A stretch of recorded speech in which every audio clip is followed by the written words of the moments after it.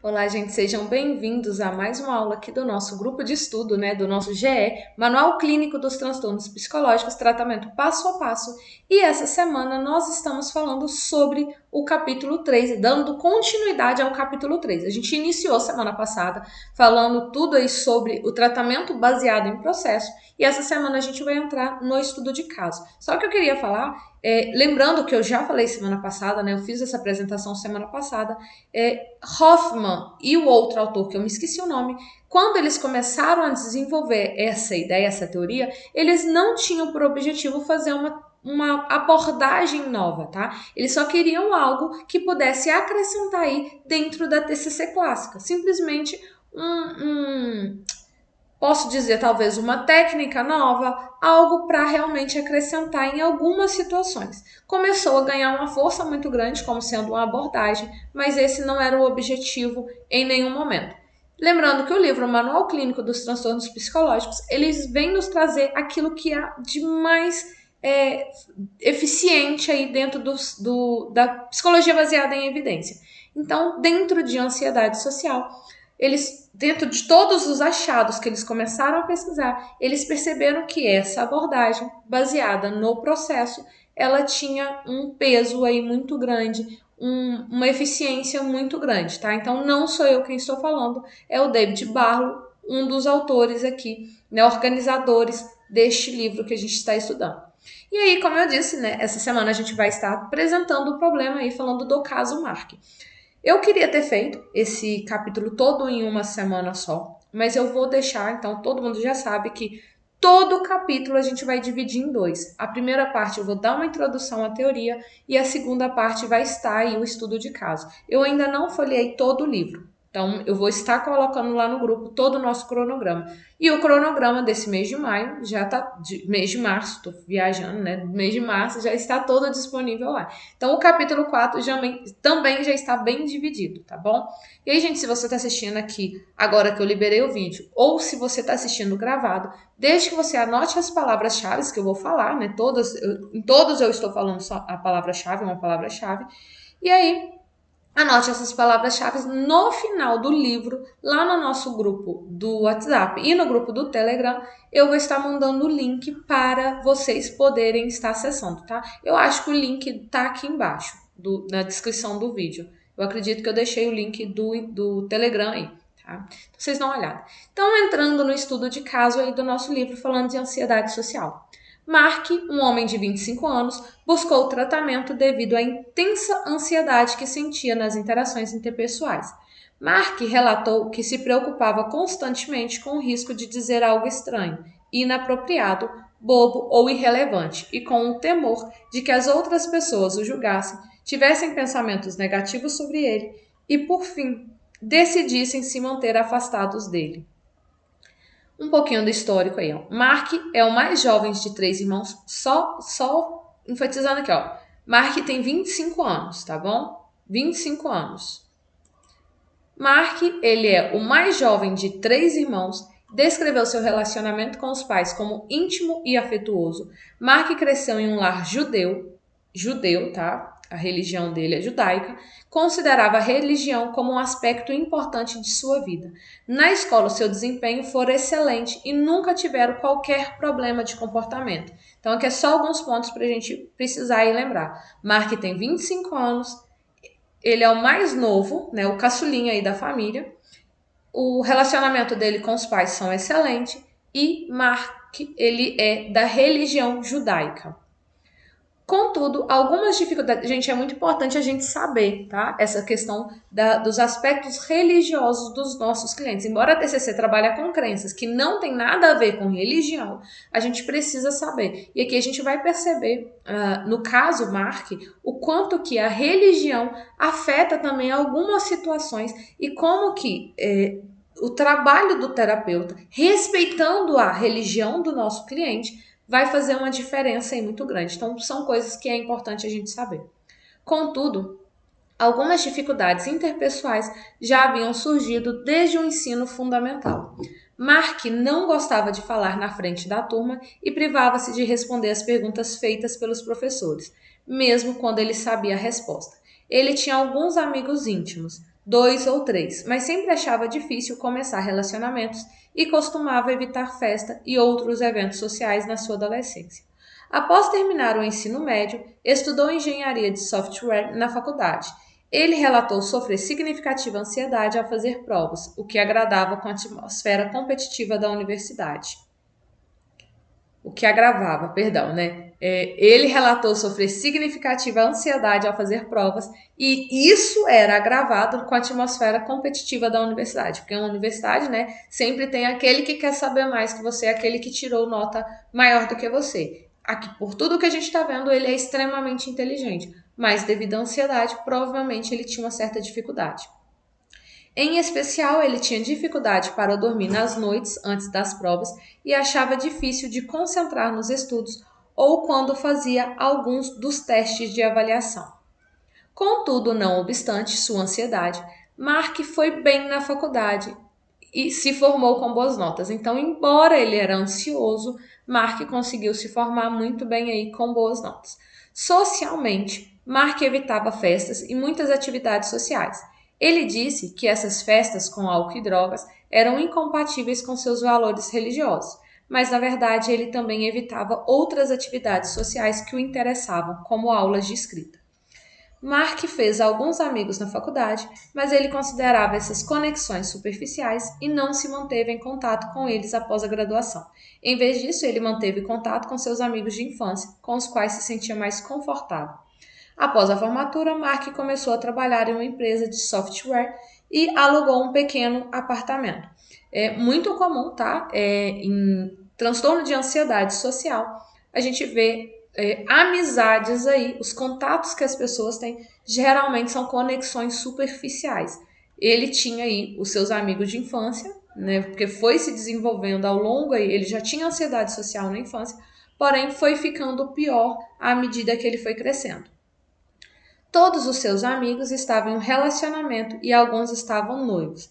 Para Mark, isso, assim como suas dificuldades para construir novos relacionamentos no trabalho, indicava que havia algo claramente errado com ele. À medida que o tempo passava, ele se sentia cada vez mais isolado e pensava que a sua ansiedade social jamais desapareceria, e isso impediria de ter uma vida plena e satisfatória. Assim, decidiu buscar tratamento psicológico. Gente, antes de continuar, só lembrando que nós, enquanto terapeutas, né, psicoterapeutas, sendo psicólogos ou não, em momento algum a gente tem não é nem a necessidade, né? A gente tem que ter uma atenção especial para não julgar. Né? O Mark, por exemplo, todos os amigos estão em um relacionamento, alguns noivos, e Mark nunca se relacionou com nenhuma mulher até o momento. E às vezes, por a gente viver num mundo muito moderno demais, agitado demais, onde as coisas são muito fáceis, muito simples, tá tudo ali, às vezes a gente acaba fazendo algum comentário que pode soar aí como preconceituoso. Então a gente precisa tomar esse cuidado, tá? Então só falando aqui, porque Mark, com seus 25 anos, ele nunca tinha tido nenhum tipo de relacionamento amoroso com mulher. Então, um cuidado para a gente não fazer nenhum tipo de expressão ou de um olhar, sabe? Qualquer coisa aí que possa aparecer para os nossos clientes que nós estamos julgando. Então, falando da avaliação pré-tratamento, né? Mark passou por uma entrevista de diagnóstico estruturada. Essa entrevista estruturada, gente, eu já coloquei no nosso Drive, eu acredito que no capítulo 2. Vocês dão uma olhada lá no nosso Drive para vocês conferirem direitinho.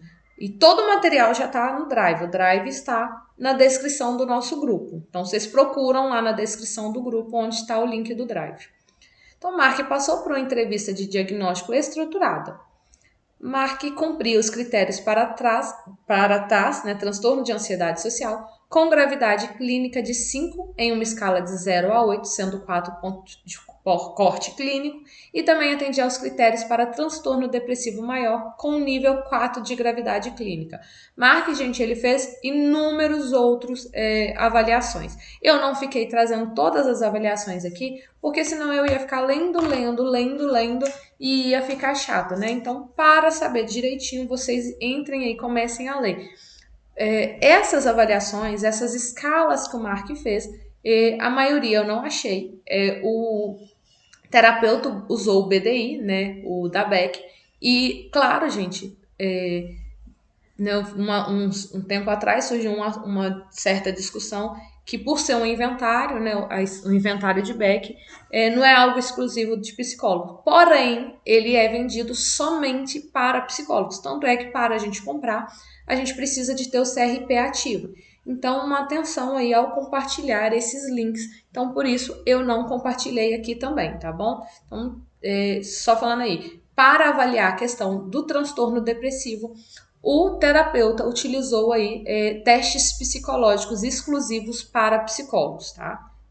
Mas aí vocês podem usar também várias outras escalas, vários outros inventários. Por exemplo, falando aqui, né? Para critérios de diagnóstico, a gente tem que consultar o DSM-5-TR. Então, a pessoa, para cumprir ali o critério, para falar que ela tem um transtorno depressivo maior ou outro tipo de transtorno que seja, o transtorno de ansiedade social ou transtorno de ansiedade de separação, precisa cumprir os pré-requisitos. Passando o caminhão.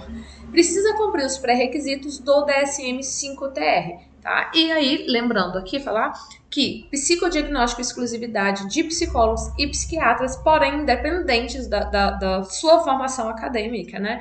Ao trabalhar com psicoterapia, a gente deve saber o mínimo de diagnóstico, tá? Você pode não fechar, porque é algo privativo, porém você pode levantar uma hipótese diagnóstica. E eu sempre repito, gente, isso é o mínimo que qualquer profissional pode fazer, tá? Que é conhecer e levantar aí os dados aí, fazer uma hipótese diagnóstica para realmente confirmar o que o nosso cliente está tendo.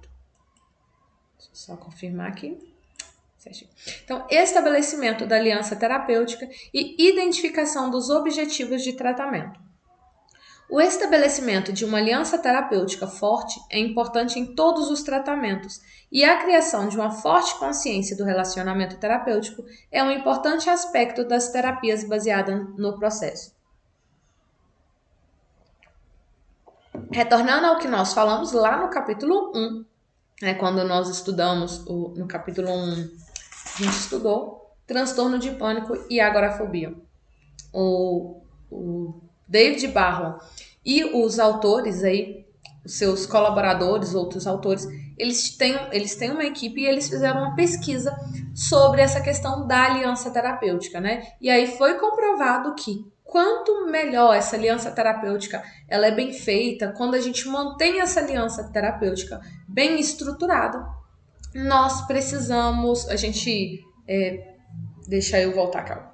Né? Eles fizeram uma pesquisa e provaram que quando a aliança terapêutica ela é bem feita, logo no início ali, isso vai influenciar diretamente no resultado do processo, tá? Então, eu preciso preocupar já na minha primeira sessão, na minha primeira consulta, no meu primeiro contato com o meu cliente, em já estar sempre estabelecendo essa aliança terapêutica. E uma coisa que eu sempre falo aliança terapêutica é fácil de você formar, porém é mais fácil ainda de você quebrar essa aliança terapêutica, tá? Qualquer coisinha que a gente fizer pode ser algo que vai arrumar um problema e quebrar a aliança terapêutica. Por isso que eu falei, né? Quando nós estamos trabalhando com marca aqui, por exemplo, se você mostrar para ele já é uma pessoa que tem um transtorno de ansiedade social. Então, o tempo inteiro, ele acha que ele está sendo julgado pelas outras pessoas. Se ao falar, ele virar para você e falar assim, olha, tenho 25 anos, nunca namorei para ninguém e sou virgem. Aí você olha e fala assim, nossa, mas você tem 25 anos de idade? Pronto. Você já conseguiu quebrar qualquer aliança terapêutica aí. E você não precisa falar, nossa, você já tem 25 anos de idade. Não preciso fazer esse comentário. Porém, você dá aquele olhar julgador, entende? E aí, pronto, você quebrou, tá? A questão. Então, a gente precisa entender e respeitar as particularidades de cada caso, de cada indivíduo. E falando de aliança terapêutica, a gente sabe que é muito importante para realmente manter os ganhos, tá? E objetivos do tratamento. Tem sido comprovado que a aliança terapêutica prediz o resultado do tratamento melhor e além das orientações terapêuticas, e essa utilidade preditiva pode ser válida ainda que a melhoria dos sintomas seja levada em conta. Então, quando nós temos uma aliança terapêutica bem estabelecida, isso vai influenciar aí, em todo o processo terapêutico. Se, mesmo não tendo uma aliança terapêutica, né, o cliente continua insistindo em fazer terapia com você, hoje é muito difícil, né? Que se a pessoa não tiver uma aliança terapêutica com você, ela vai mudar aí de terapeuta. Mas vamos colocar aí que ele continue fazendo terapia com você e não conseguiu criar uma boa, estabelecer uma boa aliança terapêutica. Isso vai influenciar diretamente nos resultados que o seu cliente vai ter. Então, a aliança terapêutica ela tem 3 facetas importantes: vínculo, objetivos e tarefas. Vínculo se refere à conexão emocional entre o terapeuta e o paciente, nível no qual ambos os membros da díade terapêutica gostam um do outro, se respeitam e confiam no outro. Não está falando de melhores amigos contando segredinhos, mas a questão de respeito, né? Eu preciso gostar do meu cliente, porque se eu também tenho uma resistência quanto ao meu cliente, isso também vai influenciar e interferir negativamente no processo terapêutico, tá? Então não é só ele de mim, eu também tenho que ter uma empatia aí, me colocar no lugar dele e ter esse interesse genuíno em ajudá-lo. Os objetivos se referem à concordância dos objetivos da terapia ou do foco terapêutico em um ponto determinado da terapia. Então, se refere à concordância, né? Os dois entram num acordo para definir o objetivo, lembrando que ele vai trazer as demandas dele e a gente vai entrar num acordo, até porque a TCC ela é toda colaborativa e, como eu disse, a ideia do tratamento baseado em processo é muito semelhante aí com a questão da terapia cognitivo-comportamental, né? Modifica alguns conceitos e algumas questões, mas as ferramentas são exatamente as mesmas. E aí, quando a gente fala de tarefas, se referem ao acordo sobre as ações necessárias para que tais objetivos sejam alcançados. Por exemplo, intervenções empregadas, papéis do terapeuta e do paciente. Então, quais as tarefas mesmo que a gente vai estar aplicando aí, tanto nós enquanto terapeutas, quanto nossos clientes aí no processo terapêutico.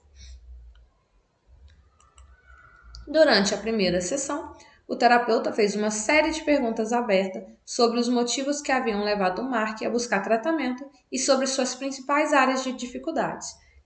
Anamnese, tá, gente? Então, durante a primeira sessão, ele faz essas perguntas abertas.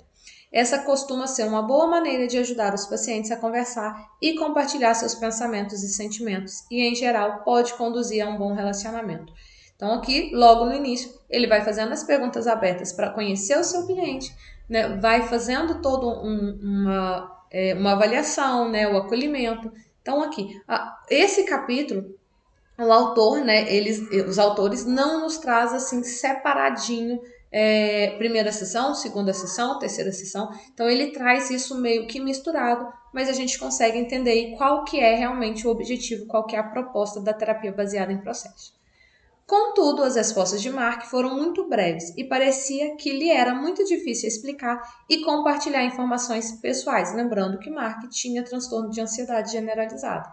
Então, o terapeuta rapidamente se adaptou e começou a assumir um papel mais ativo na sessão. Assim, ele começou a fazer perguntas mais específicas e a guiar Mark em seus relatos. A gente tem que ter essa escuta ativa e a gente tem que ter esse olhar clínico dentro do nosso consultório. Então, eu estou fazendo a pergunta para o meu cliente. O meu cliente ele começa a responder, mas ele desvia, ou ele responde em sim, não, sabe aquelas respostas mais curtas, mais diretas? Eu preciso observar, perceber isso rapidamente e ter esse jogo de cintura para adaptar e atender o nosso cliente ali da melhor maneira possível.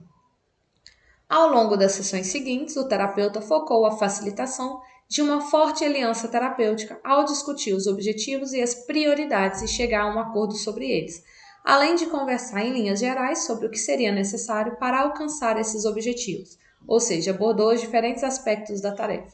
Em especial, Mark e o terapeuta discutiram a depressão e a ansiedade social e como priorizar estes problemas. Mark e o terapeuta decidiram juntos que a ansiedade social seria prioridade no tratamento.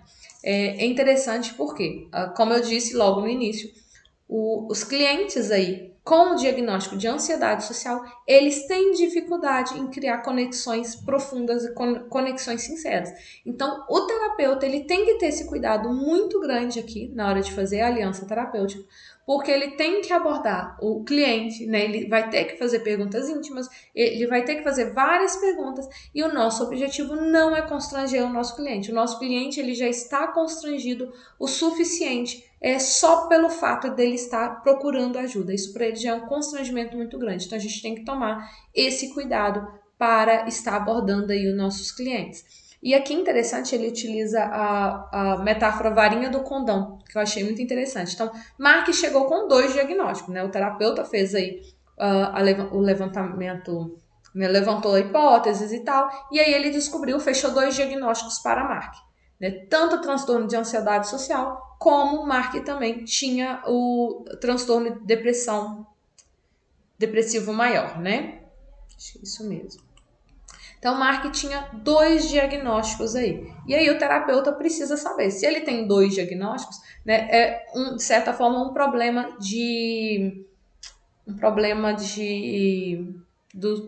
de ter ai, gente, esqueci a palavra, de ter protocolos, né? Perdão.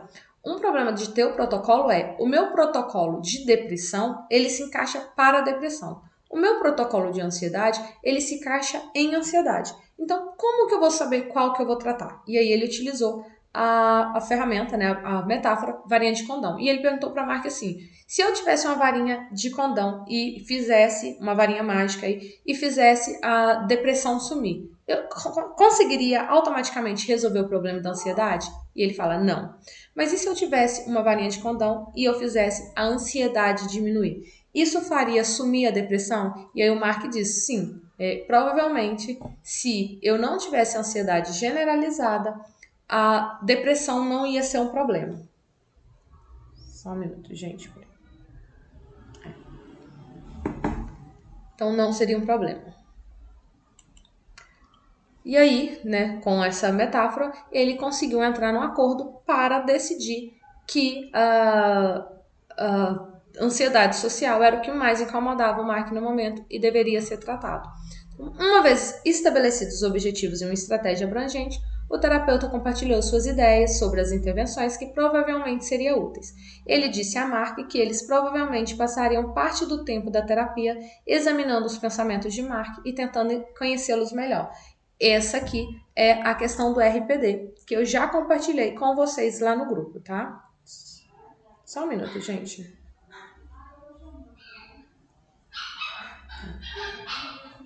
Então, a partir do momento em que ele conseguiu definir quais os passos aqui, o que ele iria trabalhar, ele começou a estipular quais seriam as melhores ferramentas, como que faria e iria trabalhar aqui o RPD, né, o Registro de Pensamentos Disfuncionais aqui.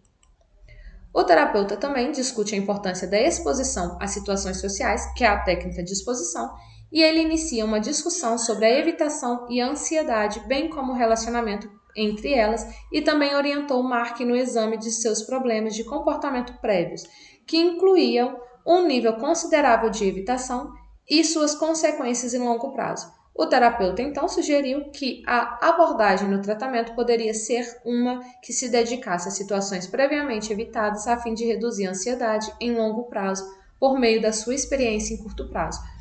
Então, o terapeuta aqui, ele vai fazendo toda uma psicoeducação para o cliente. Então, ele explica ali todo o processo da ansiedade social, né? Ele conversou com ele para os dois decidir juntos quais dos 2 diagnósticos eles iam começar a trabalhar. Ele explicou a respeito dos pensamentos automáticos, né? E aqui ele explica também a importância de trabalhar a questão de social, da exposição das situações que geram ansiedade social.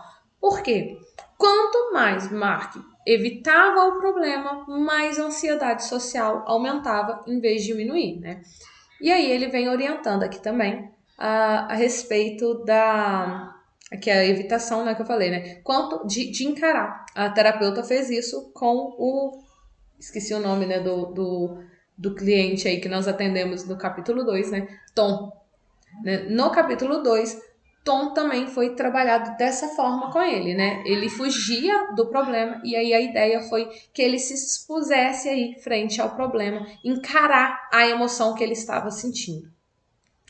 Por fim, o terapeuta disse que eles poderiam focar os sentimentos em algumas sessões, trabalhar aí a questão das emoções.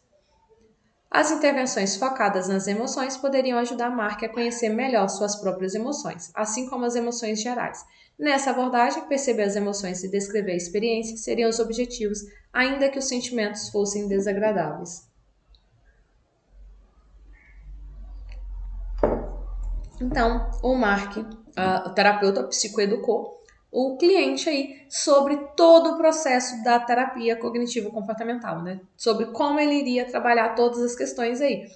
Na verdade, ele orientou como faria o trabalho da terapia baseada em processos, né? Mas como a gente vê, o processo aí é todo semelhante com a TCC clássica. Então, psicoeduco o meu cliente em relação à terapia, né? O que é a terapia, como a gente vai trabalhar isso ali, como que a gente vai abordar os pensamentos, como a gente vai abordar as emoções, como a gente vai trabalhar o comportamento, explica de certa forma ali quais as técnicas que a gente vai estar utilizando e a gente vai passando isso para os nossos clientes também. Por quê? A terapia é para eles. Se é para eles, eu preciso que eles estejam cientes o tempo inteiro do que a gente está fazendo.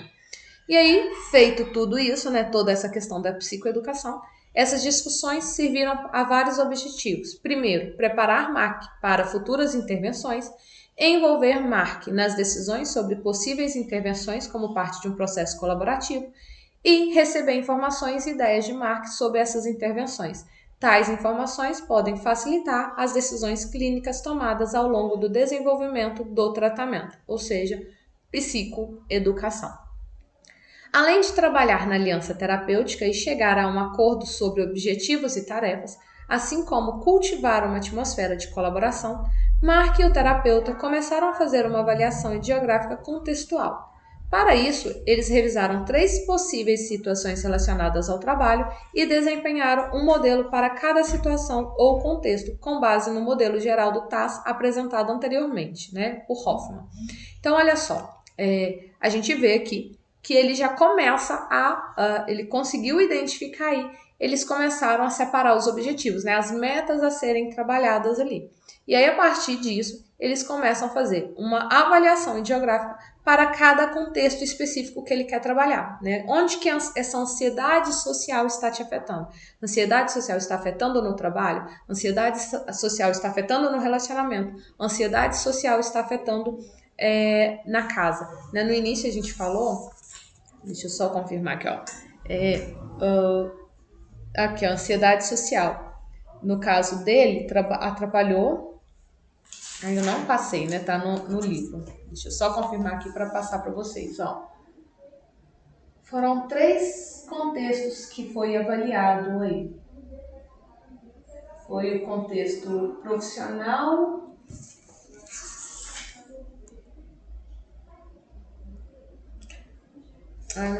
não sei onde está não, gente. Depois eu confiro e passo direitinho aí para vocês.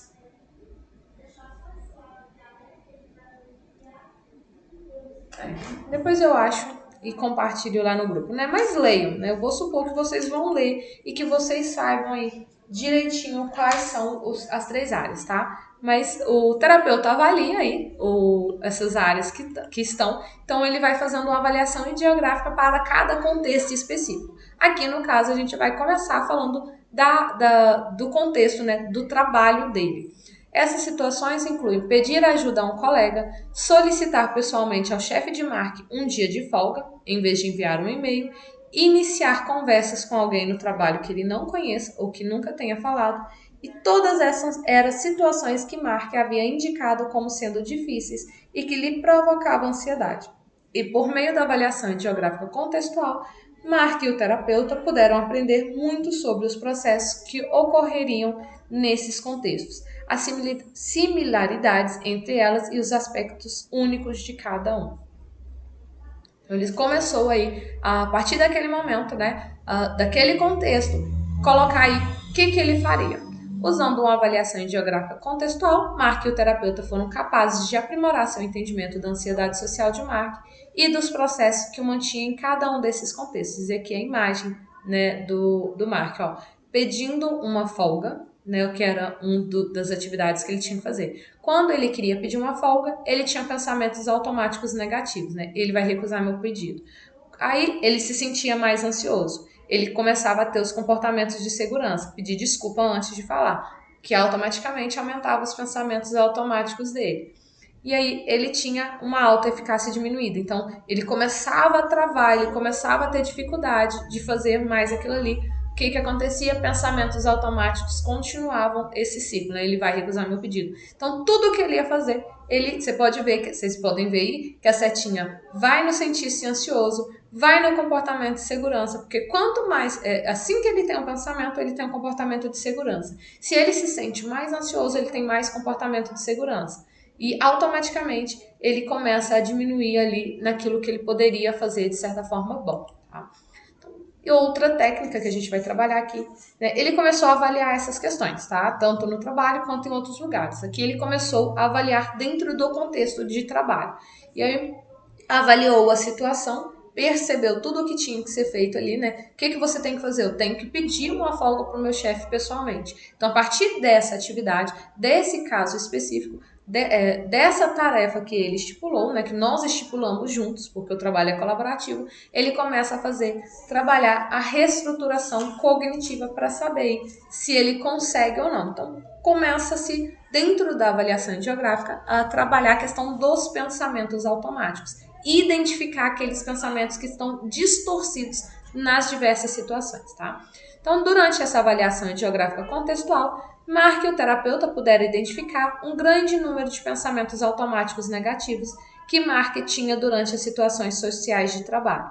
A habilidade de Mark de facilmente identificar pensamentos automáticos, assim como a sua capacidade de vê-los como inadequados ou exagerados, sugeriu ao terapeuta que usar a reestruturação cognitiva neste contexto provavelmente fosse útil. Porque quando eles começaram a fazer essa análise geográfica, Mark falou assim, eu vou pedir o trabalho ali, né, uma folga. Aí, à medida que o chefe vai fazendo todo um questionamento socrático com o seu cliente, o Mark vira e fala, não, mas os outros também vivem tirando férias. Por que eu não posso, né? Folga, que ele queria. Então, se os outros vivem tirando folga, por que eu também não posso fazer? Então, ele mesmo, de maneira automática, começou a perceber que aquele pensamento que ele tinha era disfuncional ali para aquela situação. Então, já partiu para fazer a reestruturação cognitiva. Para facilitar a reestruturação, o terapeuta usou uma técnica que diferencia entre Mark e a sua ansiedade social e cria alguma distância ou desfusão entre os dois. Então, o terapeuta pegou e falou assim, esse é o Mark e esse é o diagnóstico que Mark tem. Tá? O Mark não é a ansiedade. O Mark é uma pessoa que tem ansiedade. E aí ele separa a ansiedade como se fosse algo à parte, completamente, uma parte do cliente. Como se a gente estivesse falando que a gente está trabalhando, de certa forma, aqui com a terapia de partes, tá?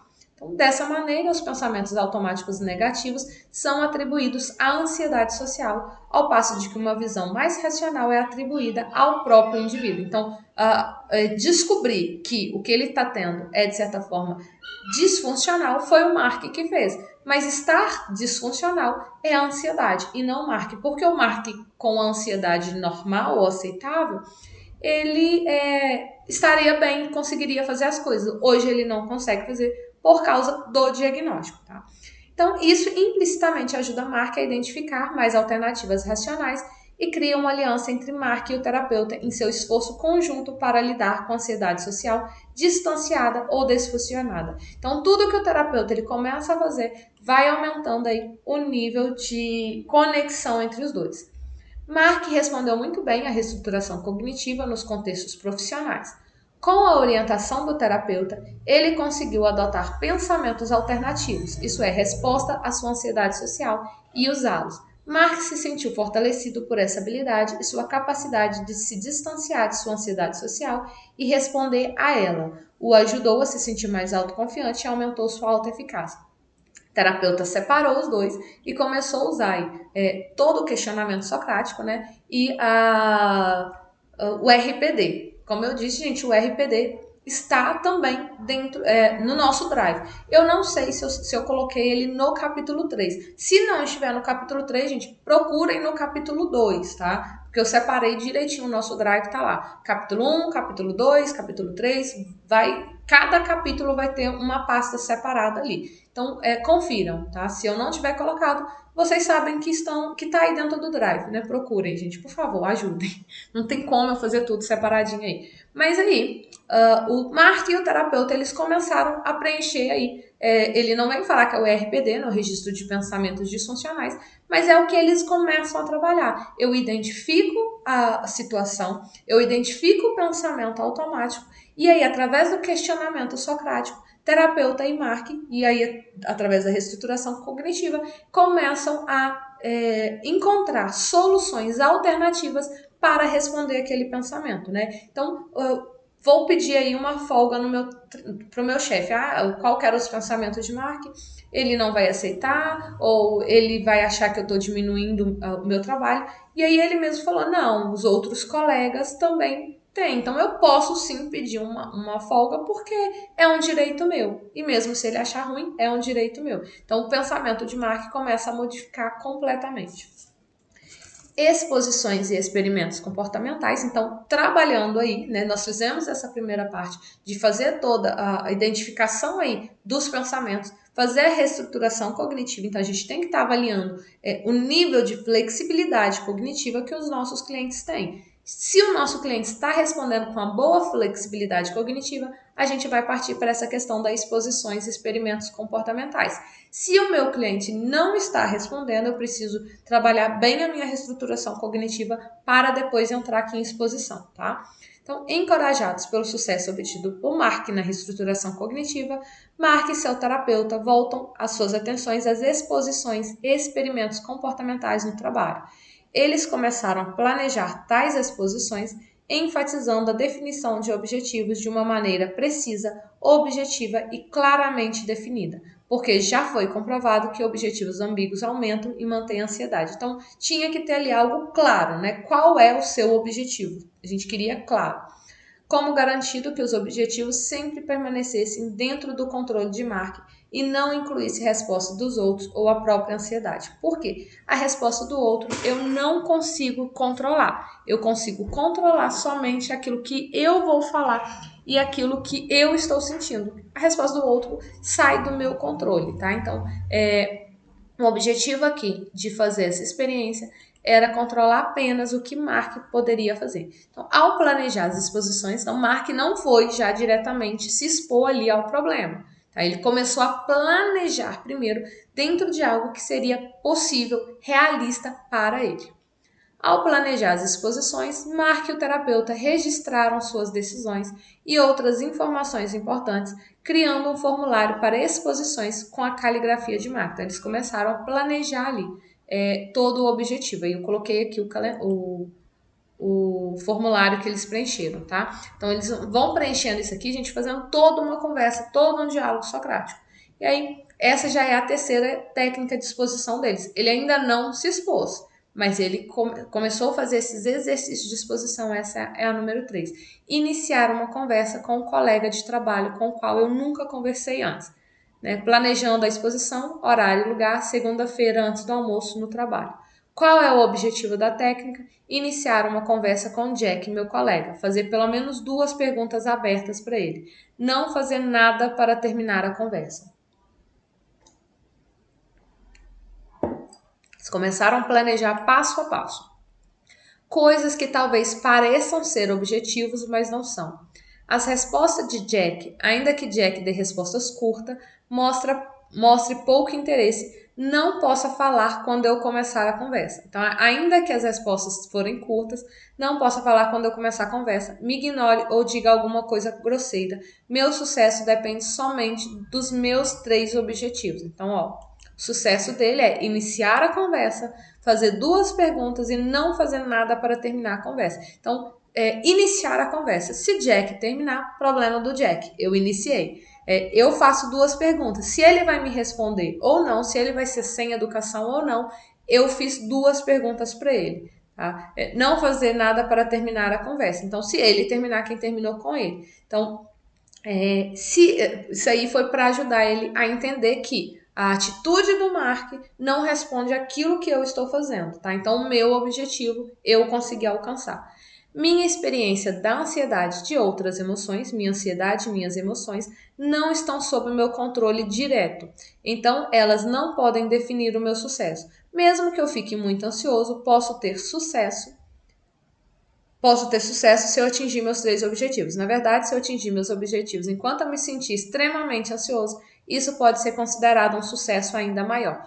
Por que se sentir ansioso? Porque o objetivo não é eliminar a ansiedade, porque a gente não pode eliminar a ansiedade. Então, nosso objetivo é fazer com que o nosso cliente se sinta confortável, mesmo que a ansiedade vier, tá? Que a ansiedade, ela não o impeça de fazer as coisas, porque é impossível a gente eliminar a ansiedade 100%, mas eu posso controlar. E como eu controlo a ansiedade, eu tenho um objetivo, eu vou ansioso mesmo, mas eu vou cumprir ali o que eu quero fazer.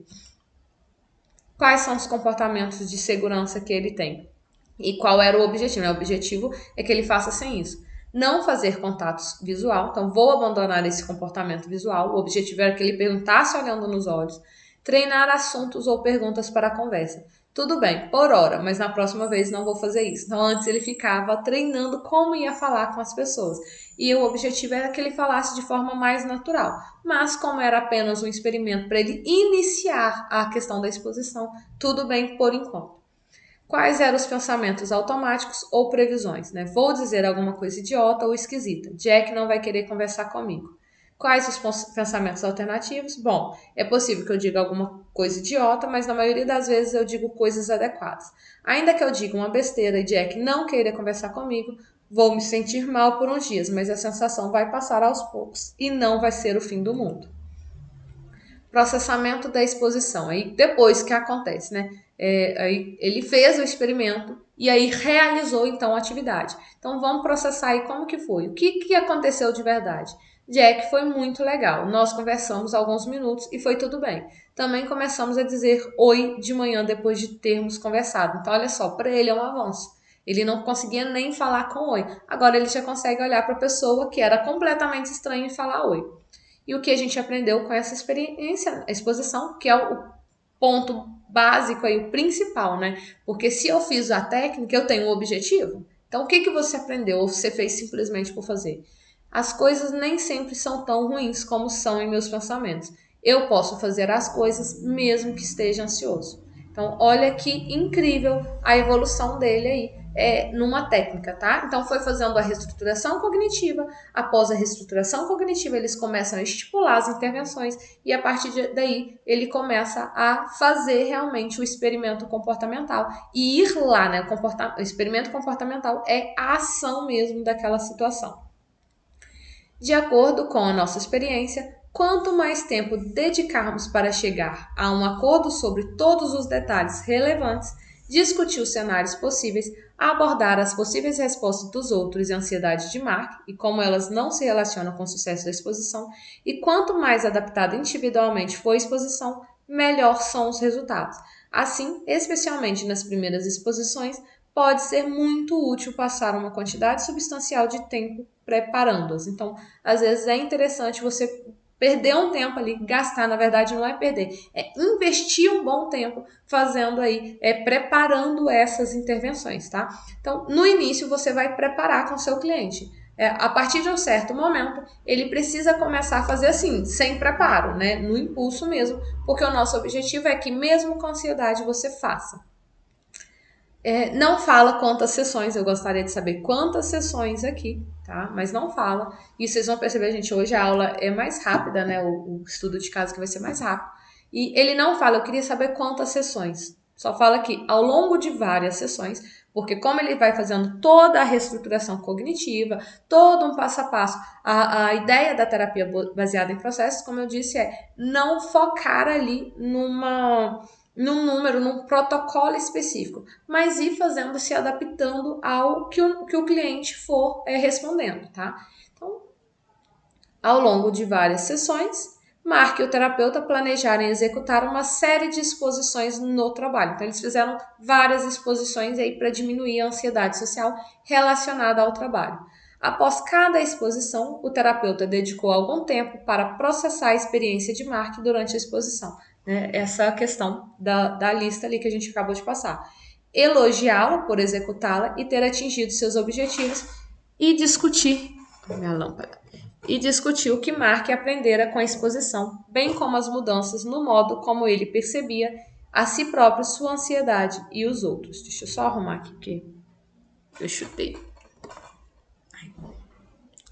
Então, ao longo disso aí, o terapeuta, ele faz as experiências, né? Os dois entram aí num acordo, discutem sobre os resultados.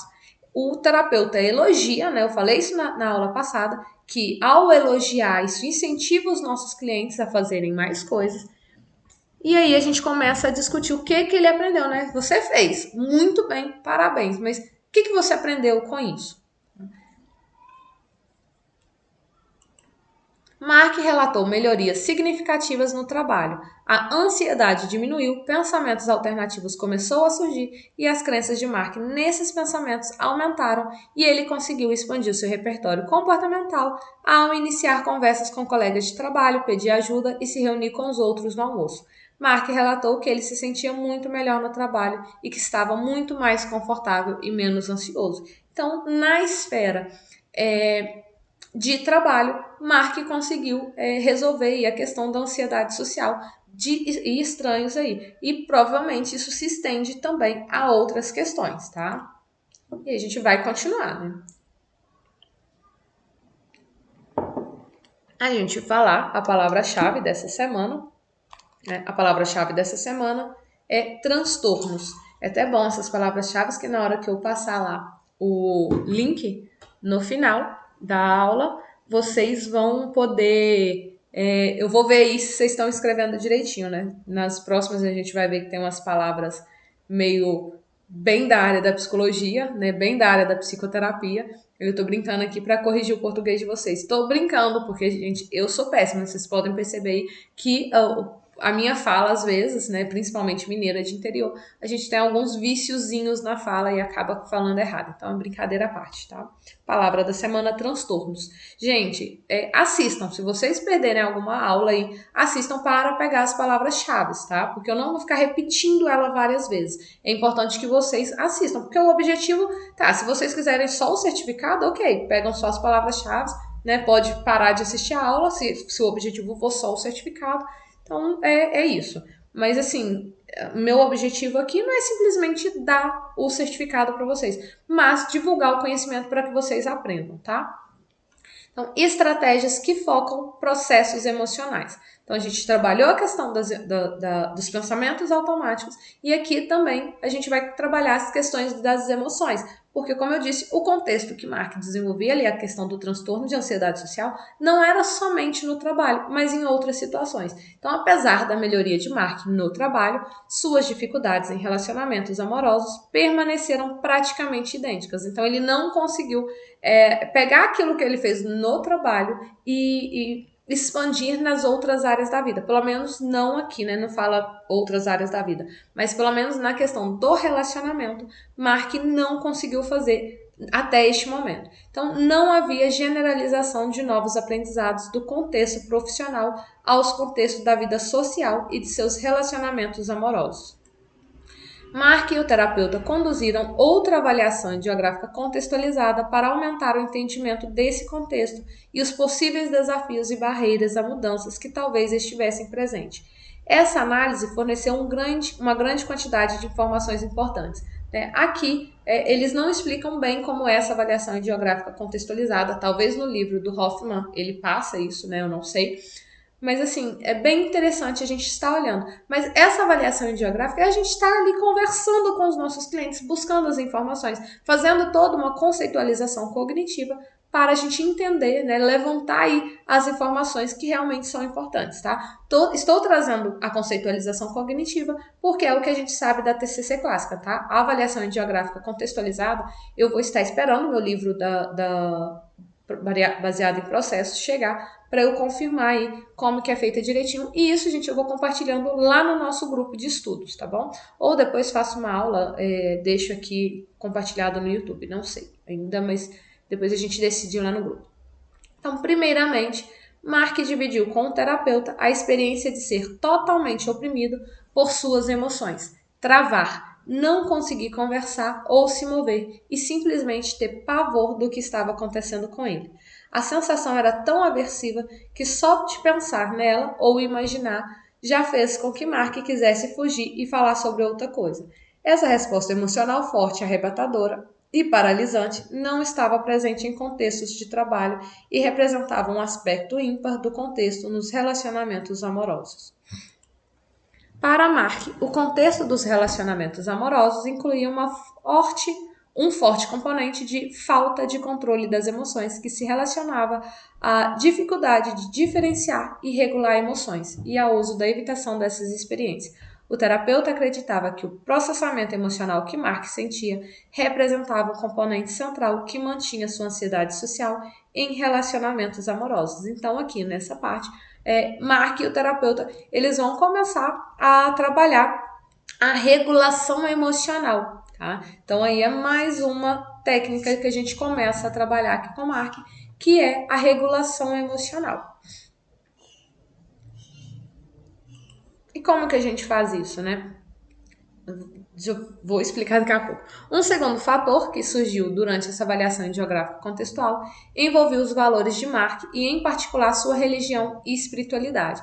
Tanto os valores quanto a religião e espiritualidade em particular podem desempenhar importante papel na psicoterapia. E aqui, gente, é muito interessante, porque o terapeuta, na intenção de ajudar, por isso que a gente tem que ter aí como base a religião e espiritualidade que a pessoa ela pratica, que ela tenha, isso é muito importante. O terapeuta, na melhor das boas intenções de ajudar, aí Mark, sugere para ele se inscrever em um aplicativo de namoro. E aí Mark não aceita por causa da questão da religião, dos valores morais dele, tá? Então, em sua comunidade, encontros amorosos costumam ser arranjados por membros da família ou conhecidos que apresentariam indivíduos solteiros para este fim. Mark disse que preferia encontrar mulheres dessa maneira e que os sites de relacionamento como sendo só para sexo. Então, para ele, para todo o conceito, né, dentro da religião que ele frequentava, dentro dos seus valores pessoais, entrar em um aplicativo de namoro seria basicamente só para sexo e nada além disso. E aí, dentro da comunidade dele, judaica, os jovens, né, se casavam, namoravam e dentro das pessoas que os pais ou os próprios amigos ali apresentassem para eles. Perdão.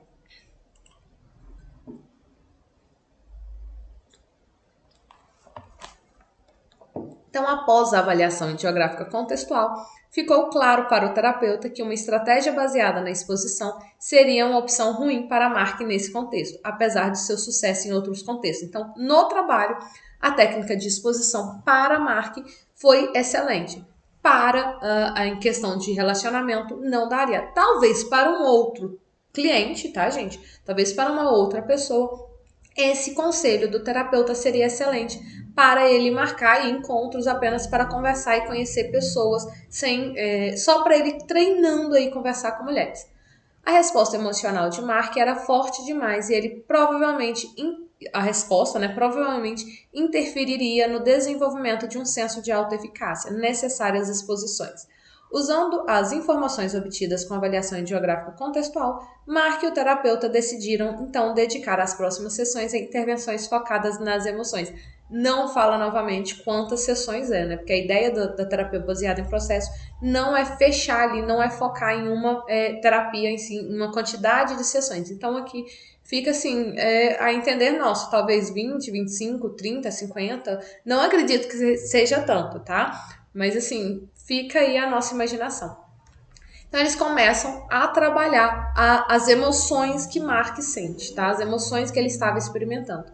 Como um primeiro passo, Mark e o terapeuta adotaram a psicoeducação sobre as emoções. Essa psicoeducação inclui uma discussão das emoções em geral, sua função e seus padrões de experiência, como ocorre em muitos tratamentos para a ansiedade. Então, olha só, a partir desse momento, Mark e o terapeuta, o terapeuta começou a psicoeducar dentro de todos os conceitos da psicologia, né, da psicoterapia, sobre as emoções. Tudo aquilo que havia sobre emoções, o terapeuta começou a psicoeducar ele, explicar todas as funções, não explicar somente, isso é raiva, isso é amor, isso é felicidade. Não, ele começou a explicar também a função de cada emoção. Por exemplo, a inveja que ele utiliza aqui, né? Ele fala que a inveja é querer algo que é do outro, né? Eu posso ter inveja desde que eu não tenha ação. Depois eles chegam a essa conclusão também.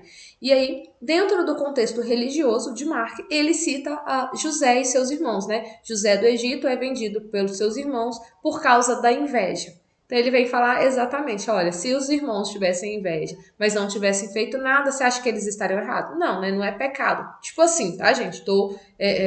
Ele utiliza esse exemplo do José para psicoeducar ainda mais o Mark aí. Então, a questão da religião dos nossos clientes, ela é extremamente interessante e também cabe a nós entender um pouquinho aí das religiões, além das que a gente pratica, para conseguir atender os nossos clientes da melhor maneira possível.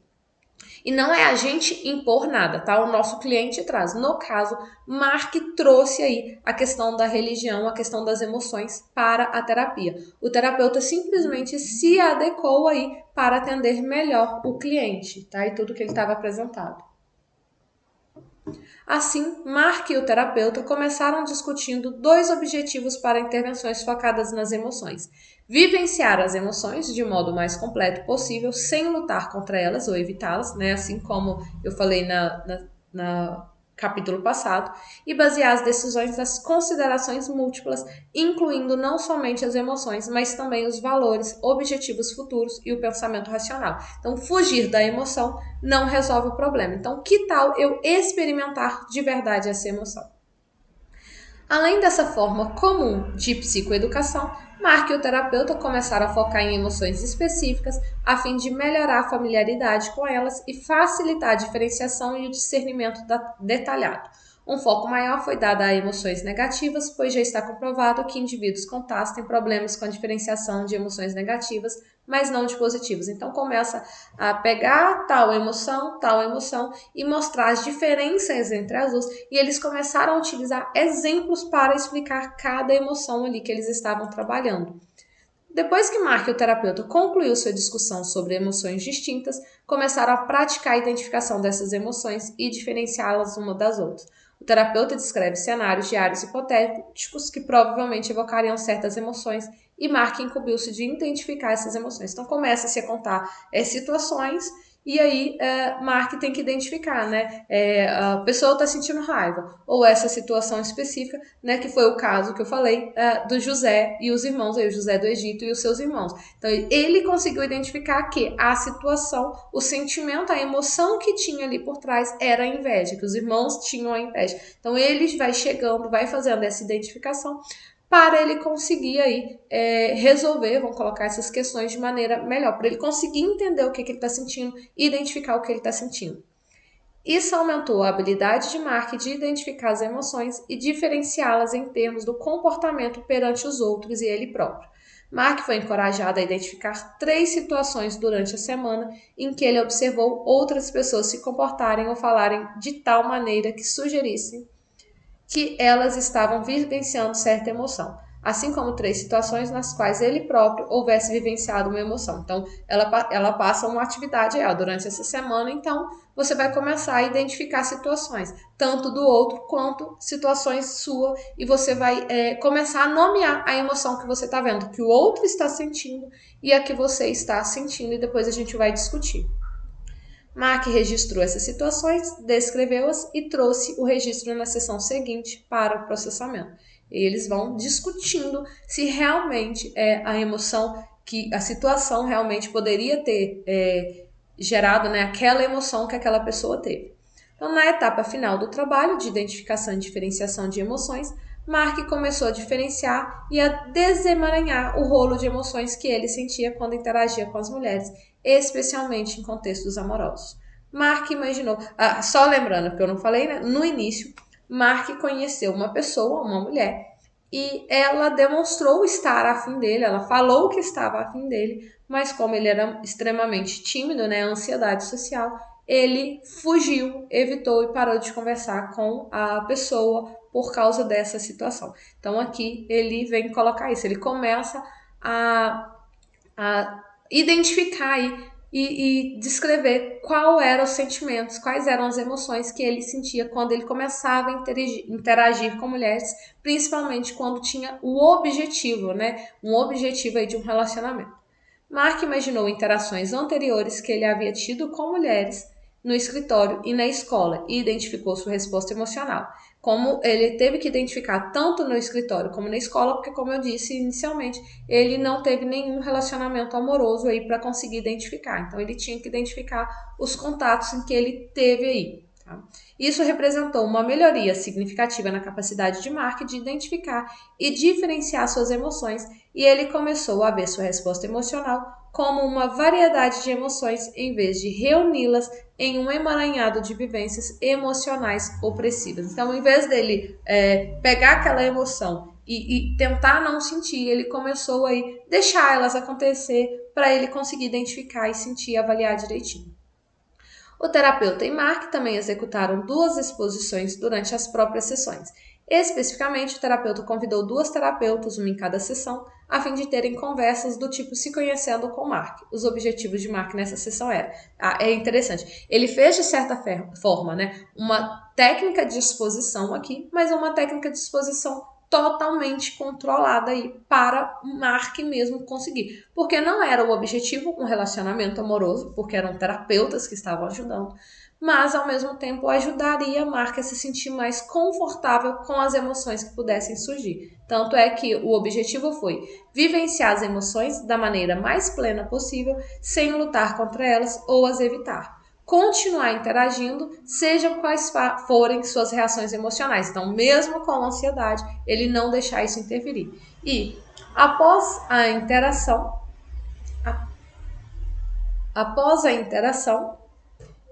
identificar, discutir e processar sua experiência emocional com o terapeuta. O foco era experimentar as emoções e processá-las de tal modo que elas aprimorassem o vocabulário emocional de Mark e reduzissem o medo e evitação dessas emoções, ou seja, reduzissem a evitação emocional. Então, o objetivo não era eliminar a ansiedade, mas diminuir o medo e diminuir o tanto que ele estava evitando de encontrar aquela situação. Tá? Então, Mark estava extremamente ansioso sobre essas conversas. Embora ele sabia que era um experimento, embora ele sabia que eram 2 terapeutas que estavam ali e que era somente um experimento comportamental totalmente num ambiente controlado, Mark ainda assim ficou extremamente ansioso sobre essas conversas. O terapeuta lembrou que eram oportunidades para praticar situações que simulavam encontros amorosos, para vivenciar as emoções associadas, conhecê-las melhor e ter certeza de que elas não controlavam livremente o comportamento de Mark. Na última parte da terapia de Mark, ele começou a sair com mulheres pela primeira vez na vida. Legal, né? A partir de todo o trabalho, de toda a questão emocional, Mark começa então a ter aí encontros amorosos pela primeira vez na vida, né? 25 anos aí, e Mark conseguiu criar essa coragem. E, nossa, eu imagino tanto que o terapeuta deve ter elogiado o Mark, já que esse é o objetivo. Então, Mark rapidamente descobriu que os encontros amorosos não eram necessariamente os encontros aterrorizantes que ele temera e que se pareciam mais com conversas do dia a dia. E eu adorei a explicação que ele fala aqui, ó. Em uma das sessões, Mark comparou o encontro com mulheres com uma entrevista de emprego que, ainda que fosse estressante, não precisava ser opressiva.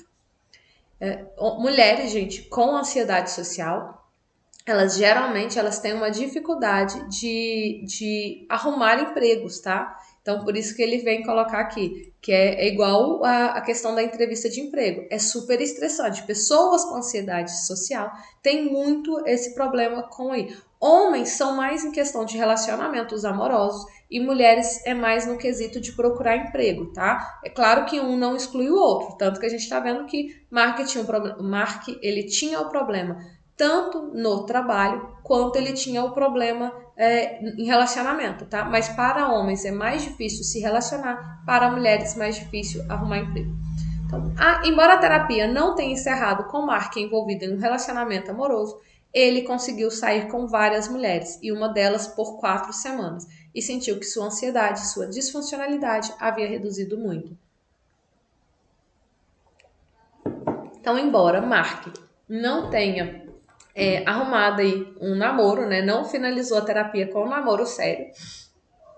Ele conseguiu aí se relacionar com várias mulheres aí e por períodos até consideravelmente longos, porque 4 semanas para ele que não conseguia nem conversar com mulheres, né? Até no momento em que ele faz o experimento com o Jack, que eu passei lá, o terapeuta pergunta assim, vamos falar com alguma mulher? E ele fala de forma alguma, com mulher não. Então até mesmo no trabalho ele tinha uma dificuldade muito grande para se relacionar com o sexo oposto. E aí, quais são os indicadores, né? Agora já finalizando, indicadores então do sucesso no tratamento. Tem diversos indicadores de sucesso e de fracasso, e aí foram abordados aqui também nesse capítulo. A aliança terapêutica pode ser um sucesso, então eu ter ali o contato com o meu cliente de ansiedade social já é um sucesso, porque ele é extremamente tímido e ele não consegue fazer relacionamentos profundos. Então a gente acaba que, de certa forma, cria um relacionamento profundo com o nosso cliente. Além de tais preditores, gostaríamos de enfatizar a importância da motivação do paciente e de suas preferências. Então, se ele está motivado, por mais que ele esteja ansioso, se ele está realmente querendo fazer isso também, é um indicador aí do sucesso. Bem como seus relacionamentos dentro do modelo baseado no processo que descrevemos. As preferências dos pacientes a respeito das intervenções também devem ser levadas em consideração. As preferências deveriam ser avaliadas durante a avaliação geográfica contextual e utilizadas para embasar as decisões do tratamento. Então, quando a gente está fazendo toda a avaliação geográfica contextual, a gente começa a pegar toda a opinião. No caso de Mark, quando o terapeuta sugere para ele a questão de se relacionar com mulheres em aplicativos de relacionamento, ele já deixa claro que não. Então, eu começo a basear o tratamento, né, a embasar, a pegar ali questões, artigos, né, base teórica, né, não artigos, base teórica para sustentar o meu atendimento, eu também começo a pegar aqui as importâncias, né, as preferências do meu cliente para saber se eu aplico ou não. As intervenções que são percebidas pelos pacientes como inadequadas, insuficientes, irrelevantes ou inferiores às outras opções tendem a não ter sucesso. Se o terapeuta tivesse continuado ali tentando convencer Mark para investir no aplicativo de relacionamento, provavelmente geraria um transtorno muito mais, né? Seria algo muito mais terrível, poderia atrapalhar aí, poderia indicar aí um fracasso na terapia. Então, nesses casos, conduzir uma profunda discussão com os pacientes quanto à intervenção e suas bases teóricas é importante, mas caso os pacientes não comprem a ideia, os terapeutas devem utilizar intervenções alternativas. Em geral, aí essas intervenções alternativas se toda técnica que eu passo para o meu cliente ele diz não, raramente isso vai acontecer, tá? Mas se tudo que eu passo para o meu cliente ele não concorda, ele não está confortável, talvez eu tenha que trabalhar, por exemplo, a flexibilidade cognitiva aí, trabalhando toda uma reestruturação cognitiva para conseguir fazer com que o meu cliente aceite aí uma das intervenções que a gente precisa aí de trabalhar com ele. Em geral, intervenções múltiplas podem ser utilizadas para se atingir qualquer objetivo ou meta terapêutica em particular. Isso permite aos terapeutas a flexibilidade necessária para individualizar o tratamento para os pacientes e suas preferências. Então, aqui, o objetivo realmente da terapia baseada em processo é trabalhar aí com o nosso cliente as preferências dele, aquilo que ele está realmente gostando, aquilo que realmente faz sentido para ele ou não, tá? Gente, a gente vai finalizar aqui, né? Como eu disse, fica uma aula bem mais ficou bem mais resumida, porque a gente ficou falando só do transtorno do estudo de caso aí do nosso cliente, né? Eu vou estar sempre dividindo todos os capítulos em duas partes, né? Eu vou ver se dá para fazer sempre teoria antes, estudo de caso separado, para a gente estar aprofundando, né? Como vocês estão vendo, é uma aula gravada, né? Estou disponibilizando aí por causa de alguns situações, então vou deixar ela gravada aí. E de todo jeito, se você está chegando atrasado aqui na aula, gente, a palavra-chave já foi dita, então reassista a aula, aproveita que é uma aula pequena, pega a palavra-chave aí e mesmo aí tendo, né, o chat ao vivo, vocês comentando, deixa nos comentários se vocês estão gostando, se não estão. Outra coisa que eu vou pedir, porque eu acho que não custa nada, né? Vocês fazendo, vocês estão tendo aí um baita no conteúdo. Gente, inscreve no canal para ajudar aí. Dá um joinha aí, coloca que vocês estão gostando da aula ou se não tá gostando, para me incentivar também a fazer mais coisas, tá? Então é isso, obrigada, né, gente? A gente se encontra aí semana que vem e semana que vem a gente, eu espero, vamos fazer aí o nosso encontro ao vivo, tá bom? Então até semana que vem, gente. Boa noite para vocês.